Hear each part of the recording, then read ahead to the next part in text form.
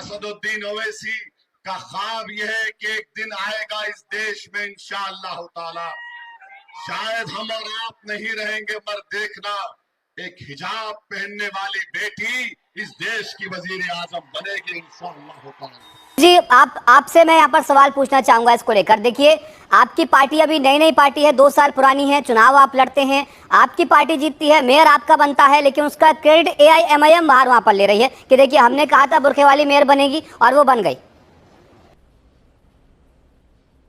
हमारा इस्लाम पार्टी ने पहला म्युनिसिपल कॉर्पोरेशन मालेगांव में हमने लड़ा और 35 सीट मालेगांव शहर की आवाम ने चुन कर दी और हमारे 35 कॉर्पोरेटर जो पार्षद चुनकर आए हैं उसमें 3 हिंदू भाई भी चुनकर आए हैं। ये बात आपको समझना है। 3 हिंदू भाई चुनकर आए हैं और हमने मेयर बनाया।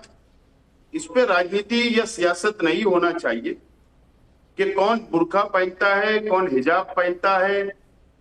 ये हमारे गंगा जमुना तहजीब है हमारे मुल्क की कि अगर कोई घूंघट भी डालता है, हमारी हिंदू बहनें, मुस्लिम जो हमारी बहनें हैं वो बुर्का भी लगाती है, हिजाब भी पहनती है। ये हमारे मुल्क की तहजीब है और इसके ऊपर सियासत, बुर्का या नहीं बुर्का पहनने वाली के ऊपर सियासत नहीं होना चाहिए। नंबर 1। नंबर 2, जो MIM पार्टी है,